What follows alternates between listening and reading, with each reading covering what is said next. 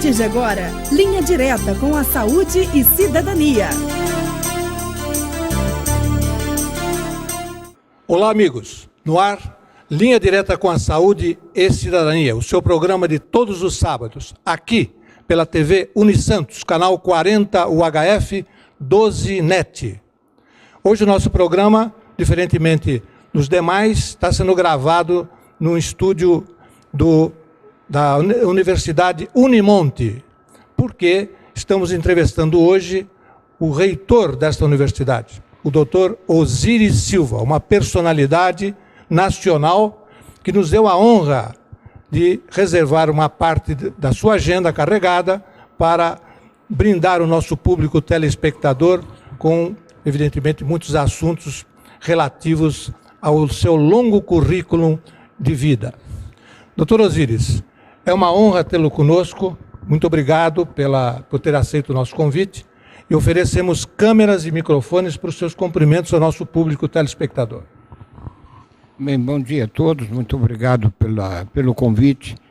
E, na realidade, eu diria que a honra é minha pelo privilégio que estão me concedendo, de modo que eu espero possa responder as perguntas que foram me colocadas e que, de alguma maneira, possa ajudar alguém a galgar um degrau a mais no conhecimento do nosso país e do mundo. No fundo, nós vamos trocar ideias. Muito bem, para me ajudar nessa entrevista, está comigo o Dr. Gerson Martins, que irá cumprimentar o nosso público. Senhores telespectadores, nossos cumprimentos, Dr. Hélio e Dr. Osiris, igualmente. Esperamos fazer aqui uma participação do Dr. Osiris e Dr. Hélio, um excelente programa. Muito bem, Dr. Osiris. Primeiramente, uma satisfação minha ao saber que o senhor é nascido em Bauru, também minha terra natal. Portanto, somos conterrâneos. Bem-vindo a bordo. Muito bem. Doutor Osiris, é evidente que o primeiro assunto que chama a atenção do público, inclusive telespectador, refere-se a uma das empresas que o senhor durante algum tempo presidiu, a Petrobras. Orgulho da nação, esta empresa, infelizmente, nos últimos tempos, tem sido alvo de comentários não muito airosos com relação a denúncias muito bem comprovadas, já algumas, de corrupção, né, de desmandos, de malfeitos naquela companhia.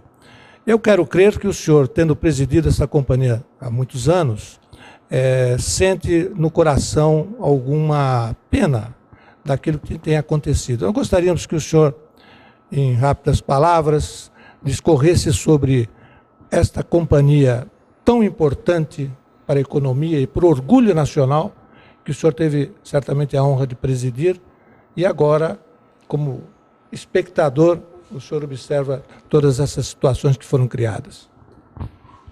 Bem, eu gostaria de falar que realmente, da mesma maneira como você coloca, acho que cada brasileiro tem uma tristeza bastante grande de ver uma companhia que foi construída com o suor de muitos brasileiros a partir de 1953, que teve uma trajetória de desenvolvimento bastante destacada, se transformando na maior companhia brasileira, trabalhando num campo absolutamente prioritário, que é a área de energia, que aconteça isso. Mas eu convidaria cada um de nós que estamos falando sobre o assunto, que estamos ouvindo essa conversa, para uma reflexão. Não sei se já notaram o nosso comportamento cultural brasileiro de, quando acontece qualquer coisa de errado, a gente busca um culpado. Eu não ouvi até agora ninguém perguntar por que aconteceu. Eu acho que isso é importante. Eu aprendi isso nos acidentes aeronáuticos. Minha vida foi mais dominada pela área do avião. Praticamente a minha vida toda me dediquei à aviação.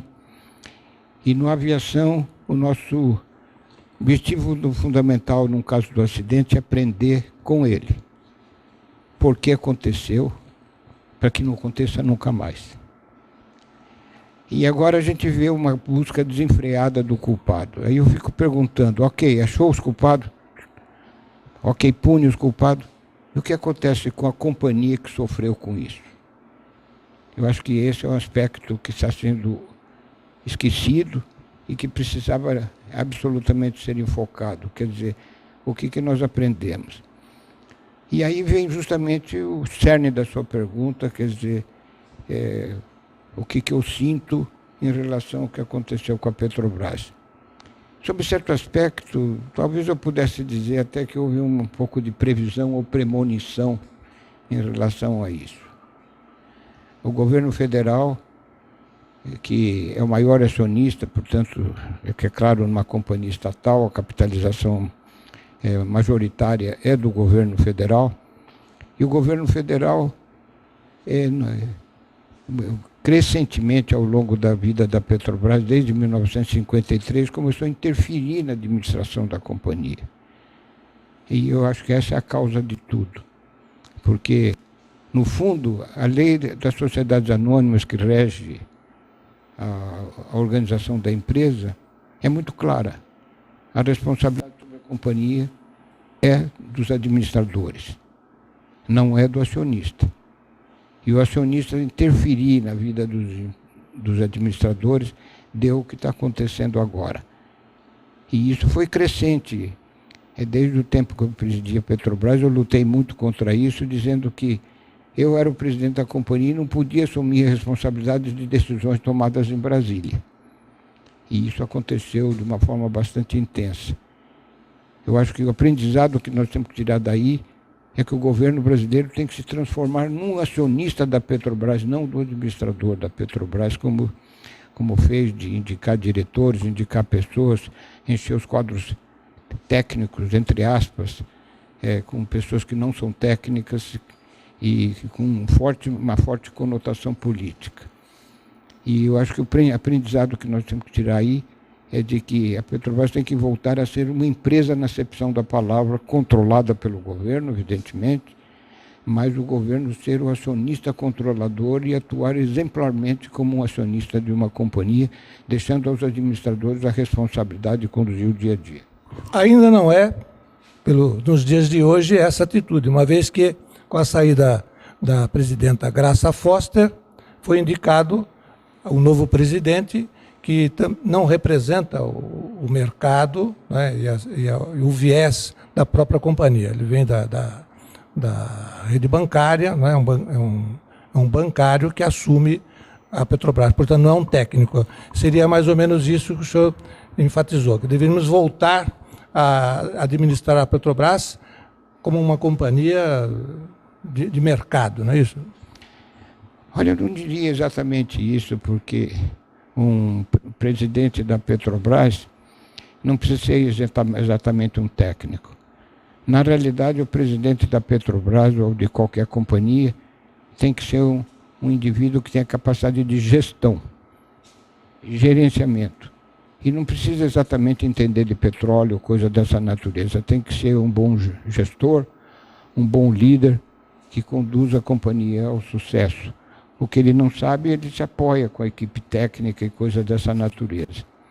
Mas, no fundo, esse presidente atual, eu acho que vou representar a maioria do povo brasileiro, muitos não sabem nem o nome dele, ele está absolutamente quieto. Eu acho que no momento atual é isso que ele deveria fazer realmente.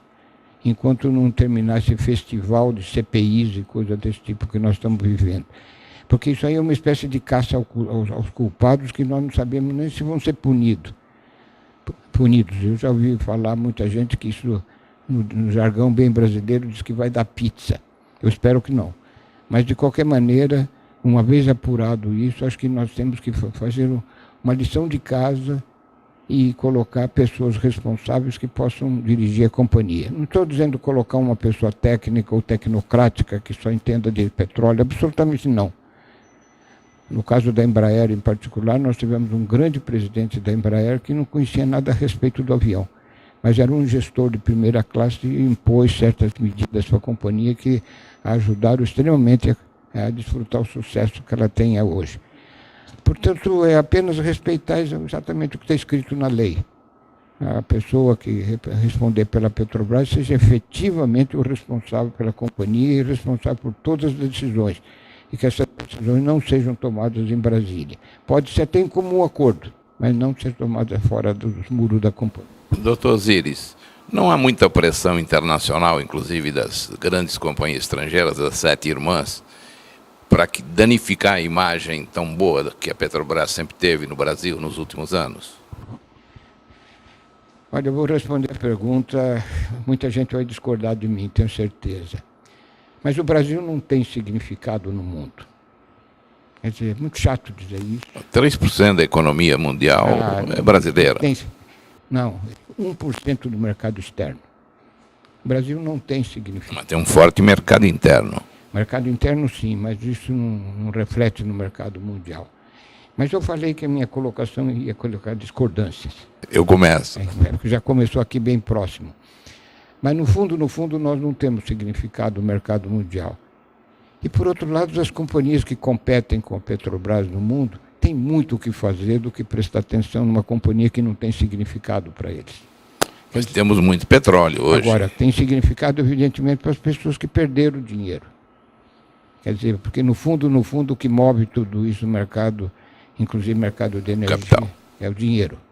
De modo que o fato de nós termos petróleo, não termos petróleo, temos uma produção, hoje está um pouquinho acima de 2 milhões de barris por dia, isso é muito pouco no mercado mundial, porque o mercado mundial hoje está queimando 100 milhões de barris por dia. Portanto, o nosso significado é pequeno. Bem, a esperança, doutor Osiris, é que, passada essa turbulência, né, que sejam punidos os culpados e a Petrobras volte com a sua pujança que sempre teve, trazendo, evidentemente, dividendos de progresso e desenvolvimento do nosso país. Né? Eu diria muito mais que esperança. Nós temos que ter determinação, porque o problema da Petrobras que nós vivemos hoje não é só da Petrobras. O país, de um modo geral, está sofrendo o mesmo problema em outras áreas, talvez em menor escala. Mas, sem dúvida nenhuma, nós temos que passar limpo do nosso conjunto, vamos dizer, organizacional, comportamento do governo em relação à população, comportamento da população em relação ao governo. Nós estamos, eu diria também, novamente, para causar uma certa polêmica, nós estamos no rascunho. Nós temos que passar limpo. Mas há uma grande gritaria nacional, e isso historicamente é comprovado. Já tivemos a República do Galeão, as ações contra Vargas, contra Goulart, e todas essas coisas são muito danosas ao povo brasileiro. Aqui se chegou ao cúmulo de se tentar bombardear a Copa do Mundo, que foi um evento fantástico, em termos até financeiros. Mas tem um estádio que não é usado em Mato Grosso, no Amazonas. Isso é irrelevante face ao sucesso que foi, não futebolístico, não na nossa derrota de 7-1, mas foi um grande avanço. E ficar denegrindo ações brasileiras, como hoje se faz com a Petrobras, como já se fez várias vezes, eu citei exemplos aqui, é lamentável para o povo brasileiro. Nós precisamos acreditar no nosso potencial, no nosso desenvolvimento. O senhor mesmo é um exemplo para todos nós, o seu sucesso profissional em 2, 3 áreas. O senhor saiu da aeronáutica para a Petrobras, são áreas absolutamente distintas, mas com um relativo sucesso. Então é necessário que o povo se conscientize que a Petrobras é maior do que tudo, vai ser vitoriosa no final e vai voltar a desfrutar do prestígio que sempre teve. Eu só faria uma observação que esse comportamento que é descrito por você é um comportamento típico dos brasileiros. Os brasileiros partem para resolver problema pelas dificuldades. O mundo parte para resolver os problemas a partir das possibilidades de resolver os problemas. Um sueco, uma vez, tentando colocar de uma forma muito condensada o comportamento dos brasileiros, nos acusou de destruidores de heróis. Quer dizer, nós não temos lideranças, nossas lideranças são destruídas por nós mesmos. Se eu convidar nossos ouvintes aí a indicarem grandes líderes brasileiros do passado que fizeram marca no mundo, nós não sabemos identificar. Agora, se fazemos o inverso, procurarmos líderes mundiais que fizeram marcas no mundo e marcas no Brasil, nós sabemos identificar muitos deles.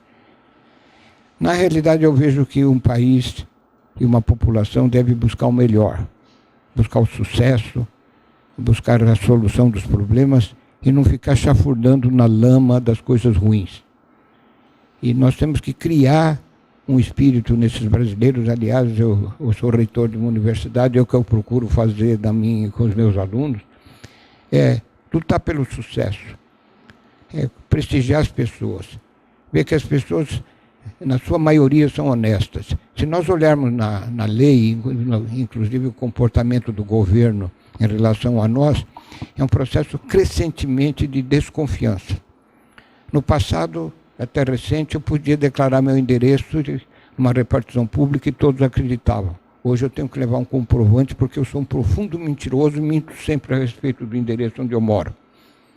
Quer dizer, perdemos a fé pública. E essa perda de fé pública tem um significado cultural e psicológico extremamente intenso, fazendo com que o povo brasileiro caminhe mais para o negativismo do que efetivamente para a busca do sucesso. Lembrando nesse momento a sua grande participação no que diz respeito à educação, o senhor hoje é o reitor dessa universidade, mas nós gostaríamos no próximo bloco, já que vamos para o intervalo, tocar num tema que o senhor gosta muito, que é exatamente a educação. Voltaremos no instante, já que vamos para um intervalo.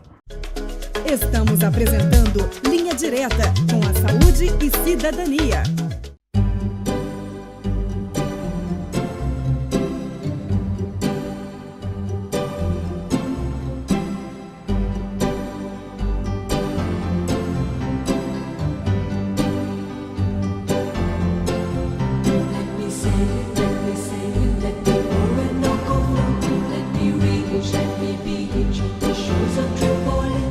Marcar uma data especial é sempre muito importante. Ari Foto e Vídeo, Avenida Dom Pedro II, número 225, Cidade Náutica, São Vicente. Telefone 3464-1737. Voltamos a apresentar Linha Direta com a Saúde e Cidadania. Estamos de volta. Programa Linha Direta com a Saúde e Cidadania, aqui na TV Unisantos, canal 40 UHF, NET 12.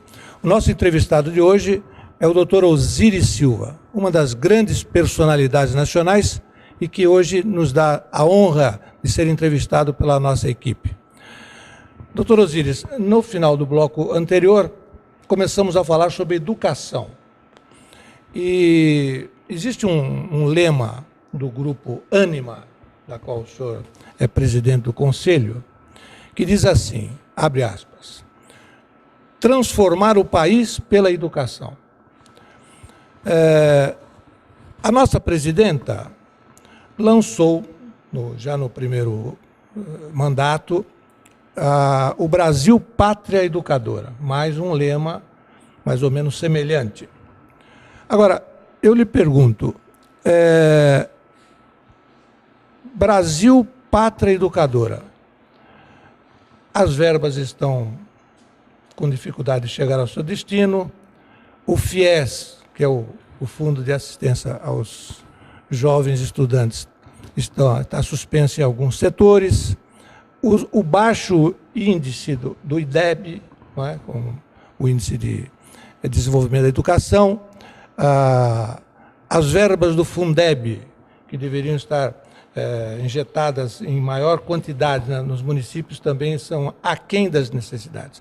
Então, eu lhe perguntaria, transformar o país pela educação, que é o lema da Ânima, e Brasil Pátria Educadora, essa sintonia está boa? Bem, do nosso lado da Ânima, nós colocamos esse lema, transformar o país da educação, que pode, numa visão primária, ser um pouco pretensioso, eu diria. Mas é o que nós desejamos realmente, utilizar a educação como transformação. Aí eu gostaria de olhar no olho de cada telespectador que está nos ouvindo e dizer, aonde você estaria agora, no momento que você está nos ouvindo se não fosse a educação. Quer dizer, a educação transformou cada um de nós num técnico, num especializado, nos deu emprego, nos colocou na sociedade numa maior ou numa menor escala como vencedor ou não. Portanto, é um atributo que nós não recebemos da natureza. Quando nós nascemos com uma dádiva da natureza, com todos os órgãos funcionando, tudo direitinho, mexe braço, o nenê faz tudo o que nós podemos, nós sabemos que o nenê com a flexibilidade que tem. Mas ele não nasce preparado para viver na nossa sociedade, isso cabe a nós. Nós é que temos que preparar esse nenê para se transformar num homem, num cidadão que contribua para a sociedade. E essa transformação passa pelo processo educacional. Portanto, nós estamos convictos que o nosso esforço como organização educadora é de tentar transformar cada um através da educação. Agora, você coloca o lema da presidente Dilma agora no seu segundo mandato, pátria educadora. Aí eu pergunto, é pátria educadora? Não, não é. E você citou muito dos itens que podem colocar essa dúvida. Agora, no sábado passado, eu tive um evento lá em São José dos Campos, no ITA, e o evento iniciou com o canto do hino nacional. Aí eu ouvi aquele hino longo, o mais longo hino que nós temos no mundo hoje, e comecei a ouvir cada frase do hino. E comecei a ver, é verdade tudo isso? Ouviram da Ipiranga. Ipiranga está canalizado, não existe mais hoje. As margens do Ipiranga, não tem margens mais. E vai assim por diante. Eu sugiro, leiam as palavras que diz no nosso hino nacional. E termina isso olhando para a bandeira. Ordem e progresso. E aí então nós vemos, será que nós estamos vivendo de imagens que nós não materializamos? Será que nós não estamos longe daquilo que nós queremos ser? Nós somos um país gigante, um país continente, abrangente. Temos uma projeção geográfica no mundo muito superior à nossa participação cultural, econômica e financeira. Não cabe perguntar por quê e o que nós precisamos fazer para cobrir tudo isso. Que o hino nacional seja uma verdade nacional, que a bandeira seja uma realidade palpável. Quer dizer, nós estamos nos afastando disso e por certos defeitos que nós temos que corrigir. Um defeito que eu vejo muito claramente é que nós não estamos aplicando o parágrafo único do artigo 1º da Constituição, dizendo que todo o poder emana do povo. Não emana do povo, hoje está emanando do governo. Sinceramente, eu não sou um grande historiador, não sou um grande estudante do desenvolvimento da humanidade, mas nenhum país do mundo que se desenvolveu pelo governo. Se desenvolveu pela força dos seus cidadãos, que tem que ser prestigiado, e o governo tem que apoiar cada cidadão para que ele tenha sucesso. Não é o que está acontecendo no Brasil. Nós vemos que o governo agora está se ajeitando, fazendo o chamado ajuste fiscal. Faltou caixa do governo, por imposição, por imposto, está tirando dinheiro da cidadania. E não se importando com o que acontece. E aí vem exatamente isso que você colocou. Pátria educadora. Nesse momento está a educação tentando resolver os problemas que foram criados por esse ajuste fiscal, que foi um dos órgãos, eu acho que a educação foi um dos mais atingidos no chamado ajuste fiscal, cortando verbas, em particular do Ministério da Educação. De modo que esse processo incoerente é que está nos levando a essa situação que nós estamos vivendo. Então, convidaria cada um a refletir sobre isso. Outro dia, de um debate no Rio de Janeiro, com americanos, e nós estávamos debatendo e os americanos estavam dizendo que o papel do governo é assegurar o sucesso de cada cidadão. Não é o inverso, como está sendo tentado no Brasil, inutilmente ao longo de muitas e muitas décadas. Sem nos esquecermos também que a baixa remuneração dos professores, que é um problema crônico, né? Eu era menino, já se ouvia falar isso, que os professores são muito mal remunerados, né? Ao contrário dos países, como o senhor citou, principalmente os países asiáticos, a Coreia, o Japão, que investiram fortemente em educação, prestigiando os seus professores, e hoje lá são aqueles países fantásticos de desenvolvimento. Nós temos um exemplo agora da Coreia do Sul, um país que é metade do estado de São Paulo, através da educação, emergiu no mercado internacional e, em relação ao Brasil, praticamente triplicou nos últimos 30 anos. Pois não. É uma pena, mas, como eu disse no bloco anterior, professor Osíris, nós temos que ter esperança, que as coisas vão chegar. Esperança eu acho ótima, mas nós temos que tomar as ações necessárias para que a esperança se materialize. E temos que ter educação, fundamentalmente, como claro. bem o senhor delineou. Bom, isso eu acho que todos que estão nos ouvindo sabem disso. Entendem, compreendem e querem. Entrevistaram o doutor Osíris, ela é uma responsabilidade muito grande, porque o doutor Osíris, conforme citamos na sua biografia, sua curta biografia escrita, mas ele é muito mais do que uma simples biografia. Passou por vários setores importantes do Brasil na sua administração. E eu vou lembrar aqui, para que os telespectadores também relembrem, aqueles que não sabem, os mais jovens também agora saibam, o doutor Osíris, num determinado momento, foi ministro da infraestrutura. No governo Collor, não é? Ele participou do governo na época, e este ministério, professor, e exatamente onde nós queremos que o senhor nos responda, ele, a princípio, tinha a finalidade de convergir nele todas as grandes obras de infraestrutura que são peças fundamentais no desenvolvimento de uma nação, as obras de infraestrutura.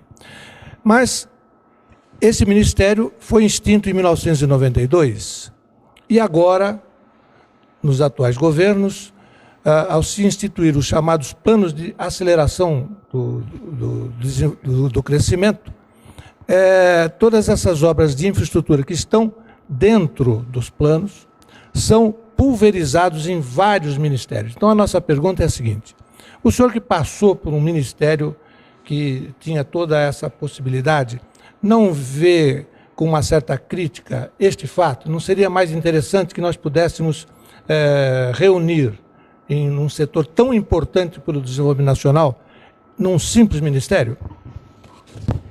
Olha, quando nós montamos o governo do presidente Collor, em 1990, nós tomamos uma providência generalizada dizendo: não é o governo que vai construir o Brasil. Quem vai construir o Brasil são os brasileiros. Portanto, nós colocamos a atividade do Ministério da Infraestrutura simplesmente na legislação, na regulação e na fiscalização. Nada de execução. O governo tem provado ao longo do tempo que é um mau gestor. Nós não conhecemos nos últimos anos nenhuma obra governamental que tenha sido concluída com um mínimo de comparação possível com o plano inicial. Nenhuma. A maioria delas sequer foi concluída, justamente porque a capacidade de gestão do governo é absolutamente insuficiente. Então, o nosso desejo era colocar o governo onde ele pode estar: legislar, regular, fiscalizar. Pelo amor de Deus, não execute, porque a execução é muito precária. Portanto, quem deve executar são os brasileiros, estimulados, evidentemente, num sistema que eu chamaria, desculpe a colocação técnica, mas um sistema vetorial, onde cada vetor aponta para um desenvolvimento e todos esses vetores somados fazem um vetor maior que se chama vetor do sucesso. E não é isso que está acontecendo. PAC, por exemplo, não tem nenhum outro país do mundo que criou um PAC pelo governo. Nenhum. Nem a Coreia do Sul, e mesmo a China, que é considerada um país comunista, e que na realidade não é um país bastante capitalista. Na China também todas as obras são feitas por chineses e não pelo governo. Quer dizer, então o erro está exatamente isso. Quando o senhor fala na pulverização por ministérios, nós não precisamos de 39 ministérios e 42 ministros. Tenha santa paciência. Qualquer Qualquer administrador sabe, desde os tempos de Hayek, que sabe que alcance de controle acima de 7, 8, 9 pessoas, ninguém consegue gerenciar.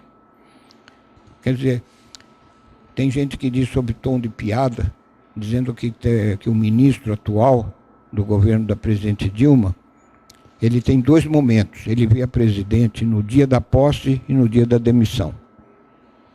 Porque ela não pode, evidentemente, atender 39 ministérios.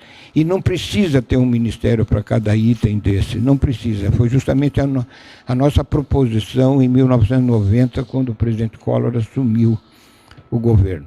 Dizendo, o governo tem que ser o catalisador dos esforços nacionais e tem que ajudar os empreendimentos a acontecerem. Agora, por favor, não vai construir nada porque não vai conseguir. Isso está absolutamente provado hoje. Quer dizer, então, novamente, nós temos que aprender com erro e, com erro, corrigir e fazer coisa melhor no futuro. Doutor Osiris, o senhor dirigiu a Petrobras e também a Embraer. São 2 grandes empresas com prestígio até no mundo.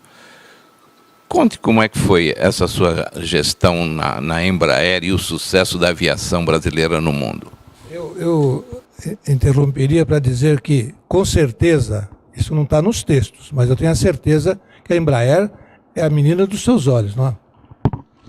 Bem, a Embraer, na realidade, é um produto de um sonho. Eu era menino, ou jovem, vamos dizer, meus 15 anos, em Bauru.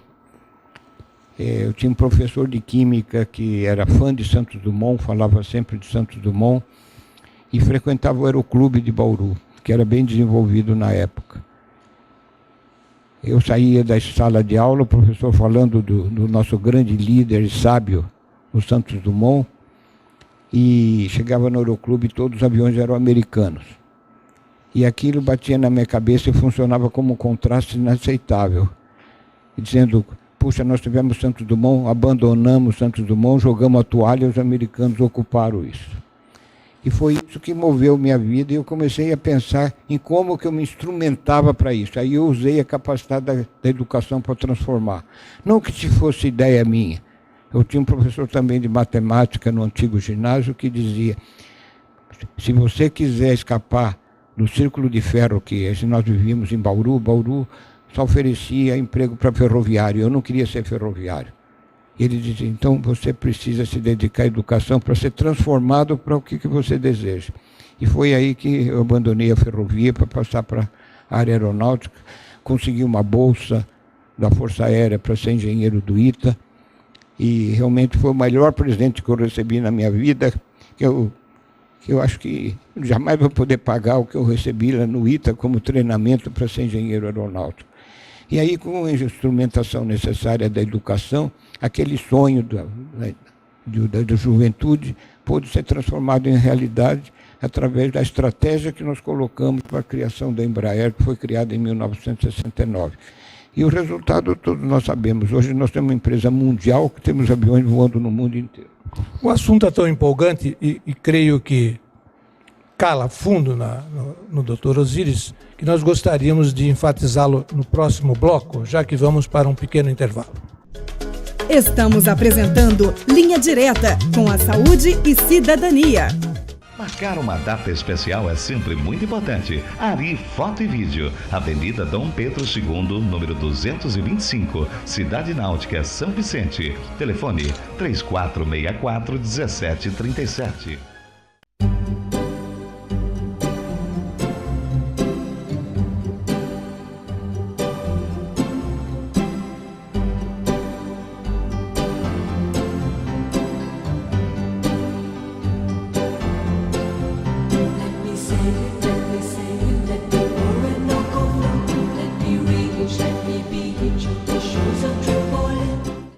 Voltamos a apresentar Linha Direta com a saúde e cidadania.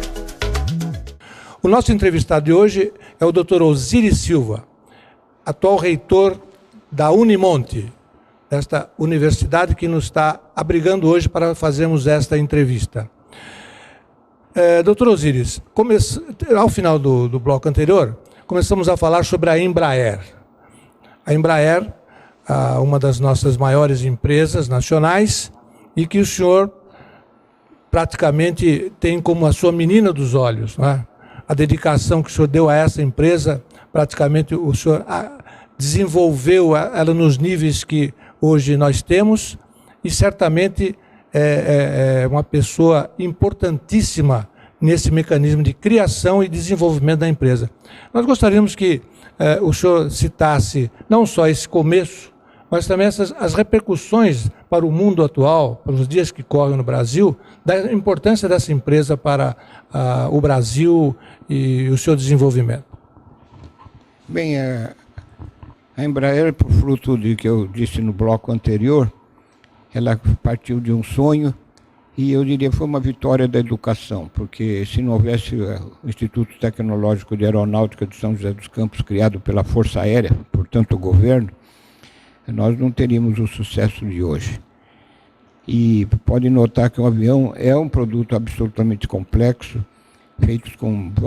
fabricados sob várias tecnologias e conhecimento, exigindo uma equipe multifacetada, e é um produto realmente difícil. Difícil não só de produzir, difícil de vender, difícil de operar, e que exige uma infraestrutura em torno de si bastante grande. Como contribuição ao Brasil, eu diria que a Embraer hoje está gerando aproximadamente 20 mil empregos diretos de alto nível, muito bem remunerado, uma posição remunerado em posição em relação ao que você mencionou sobre os professores, e uma equipe de 3.500 pessoas focada em pesquisa e desenvolvimento. A Embraer já está pensando hoje no avião de 2030. Quer dizer, já focando em como que vai criar esse avião e que tipo de avião estará voando dentro de 15 anos. Isso é uma necessidade porque o ciclo de criação de um avião, lançamento e produção, é normalmente bastante longo e caro, né? Mas, sem dúvida nenhuma, o que nós vemos hoje, o sucesso da Embraer, que passou pelo marketing, por vendas, hoje nós temos uma multinacional. A Embraer tem linhas de produção, tem leasing de aviões, tem assistência técnica, formação de pilotos, em praticamente todos os países do mundo.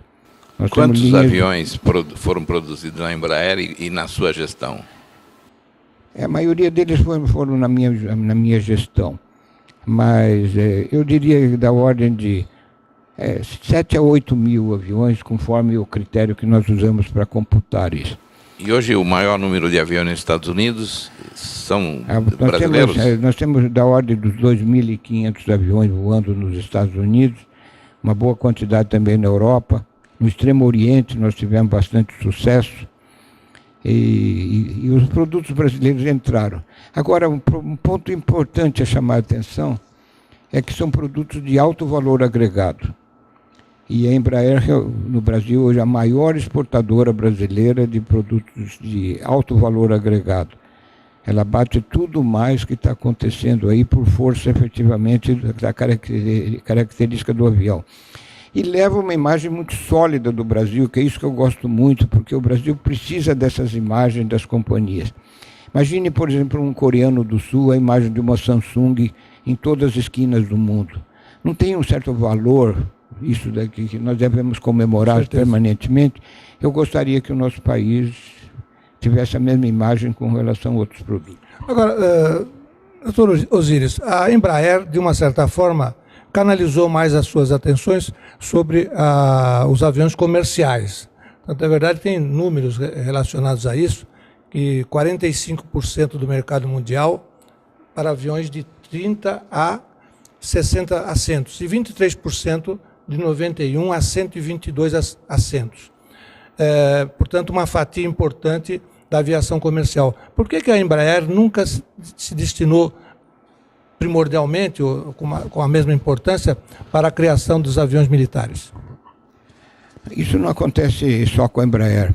Acontece com a Airbus, com a Boeing, com as grandes empresas mundiais. O produto de defesa, ele vive e convive com o produto comercial. As encomendas de defesa, não tem uma continuidade que possa assegurar a manutenção da equipe técnica. A equipe técnica é o patrimônio mais importante de uma indústria aeronáutica devido à complexidade do avião. De modo que aqueles recursos humanos que constituem a equipe técnica de uma empresa desse tipo têm que ser preservados. E as encomendas militares oscilam. São sazonais, né? Oscilam em vez com a disponibilidade orçamentária e coisa dessa natureza. Nós vimos agora a Força Aérea para comprar um avião supersônico, levou 12 anos para decidir. Quer dizer, então, se em 12 anos nós não tivéssemos o suporte do mercado civil que pudesse assegurar pelo menos a sustentação dessas equipes técnicas, a Embraer teria fechado suas portas. E foi justamente quando nós começamos a Embraer, nós vimos isso com clareza. Nós precisávamos de um produto que nos desse continuidade, que o mercado civil é o único que assegura. E é claro que nós temos interesse no processo de defesa. Por exemplo, agora no dia 3 de fevereiro, por encomenda da Força Aérea, a Embraer fez voar o KC-390 pela primeira vez, e é um produto, é um cargueiro militar. É claro que ele vai servir como cargueiro civil, também vai ser vendido como cargueiro civil, e vai ser transformado, conforme a projeção inicial, até em avião de passageiros. Portanto, o convívio desses dois diferentes mercados é um convívio sólido, necessário, e é praticado em todas as empresas do mundo do mesmo quilate.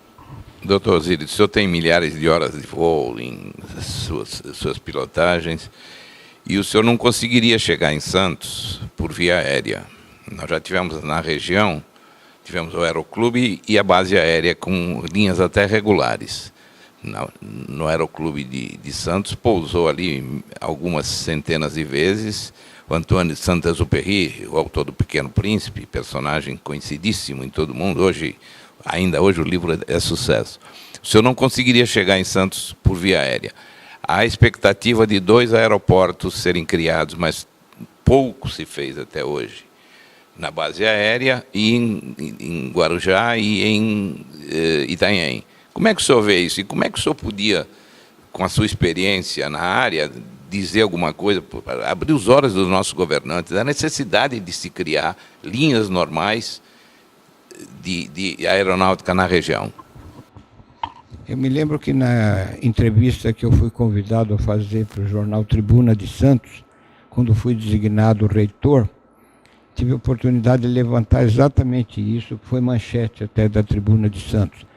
Não é possível uma região com 9 municípios se acomodar durante os 20 últimos ou 30 anos a não ter nenhum aeroporto civil. Não é importante dizer que eu não possa chegar em Santos de avião. Eu acho que isso não é importante. O que é importante é o seguinte... Talvez de helicóptero. As pessoas que fazem negócios não poderem chegar em Santos para fazer negócio de avião. Hoje nós estamos em Santos como uma potencial região energética, com as reservas do pré-sal, por exemplo. Não imagino quantas pessoas me telefonam e perguntando como eu chego em Santos. Pessoas que querem investir aqui na cidade para entrar no processo de produção energética, porque, olha, não se esqueçam, energia é o tópico mais importante das necessidades futuras. E as pessoas que mexem com energia são pessoas que voam. Elas não estão contentes de descer em Guarulhos ou em Congonhas, pegar um automóvel para poder vir fazer negócio em Santos. De modo que não é importante que um dos nossos telespectadores ou eu próprio não consiga chegar em Santos, porque eu consigo, de qualquer maneira, como brasileiro. Mas esses estrangeiros não conhecem. De modo que Santos tem que ser colocado no mapa aeronáutico mundial. Agora, você faz uma pergunta aí a respeito de por que nós não temos isso. É essa pergunta importante que precisa de resposta. Novamente, eu vou na direção governamental. Diga, professor. O governo colocou monopólio dos aeroportos sob o comando da Infraero. E eu pergunto, por que nós não podemos ter aeroportos competitivos? O produto competitivo favorece o consumidor.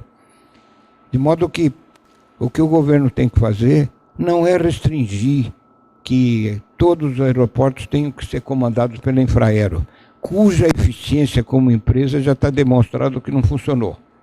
A Infraero não é uma empresa eficiente como está demonstrado.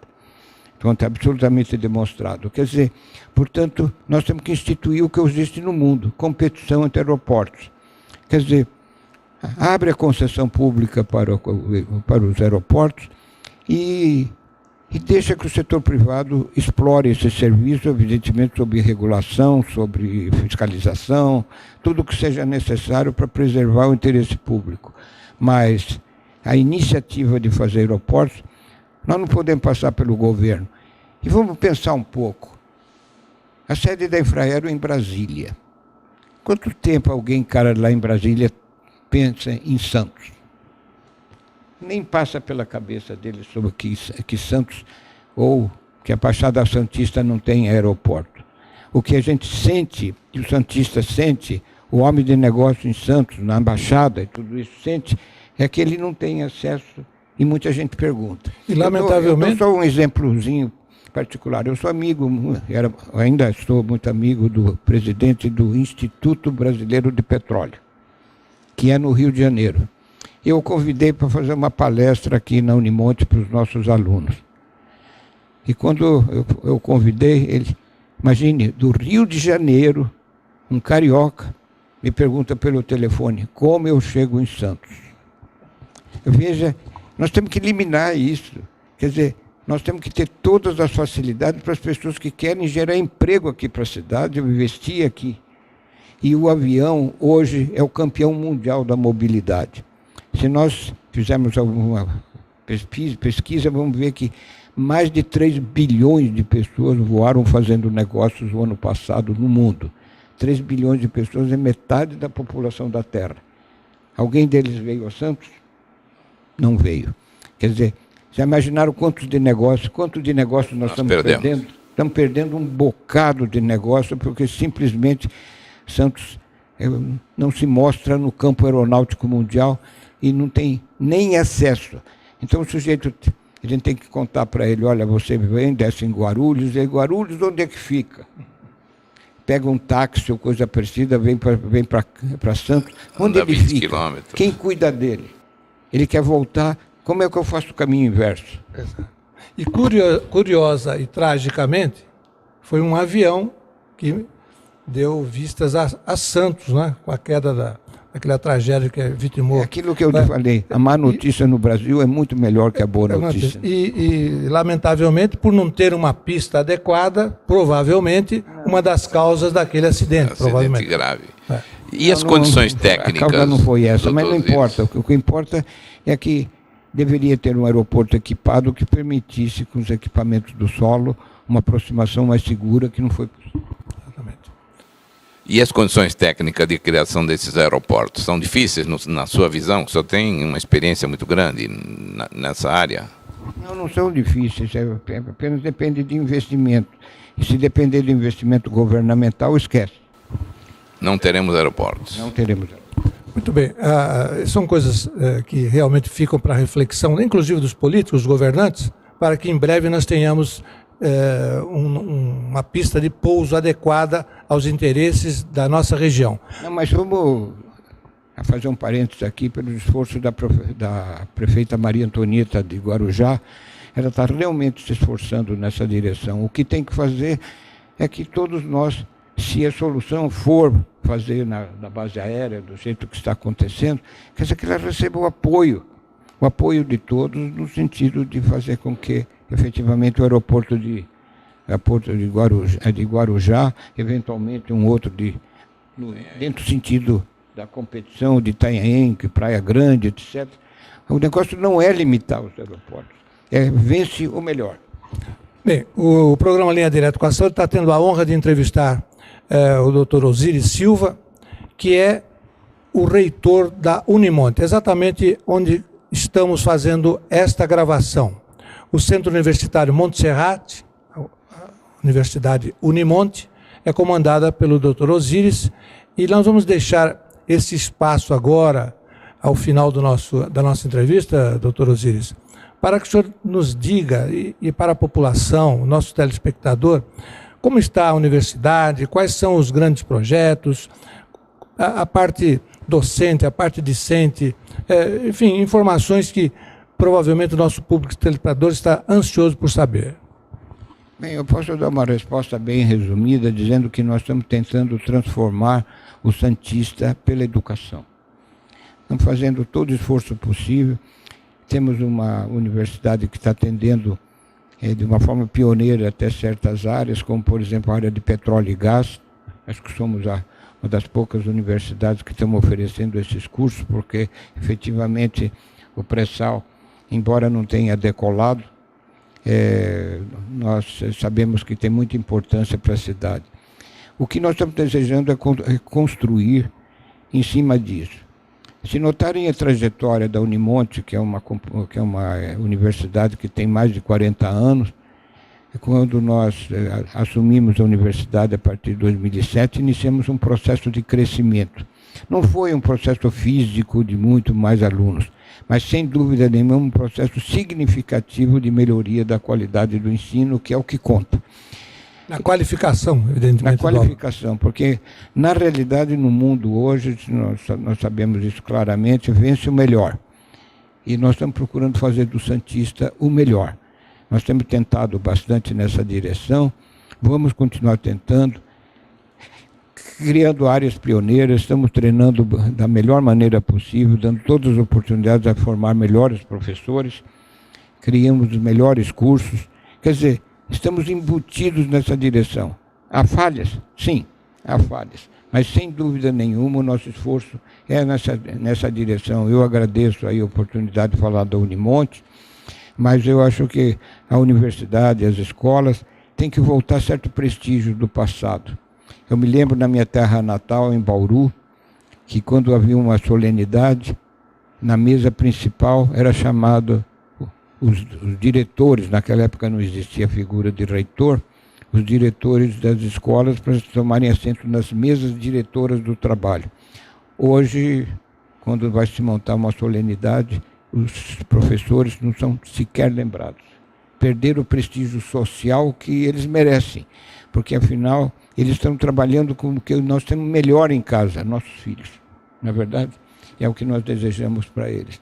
De modo que é nessa área que nós estamos trabalhando, tentando oferecer o melhor.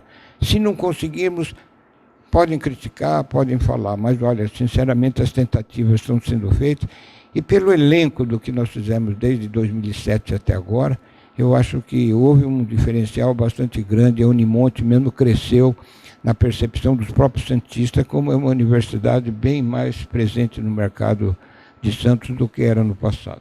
Essa percepção se nota claramente, né, nos meios intelectuais e na educação no município, principalmente de Santos e região, mostrando que a Unimonte está no caminho certo, no seu crescimento, com qualidade, conforme o doutor Osíris citou. Acho que para nós do programa, que batemos sempre, o assunto é sempre citado e definido, temos nas nossas pautas sempre um lugar especial para a educação.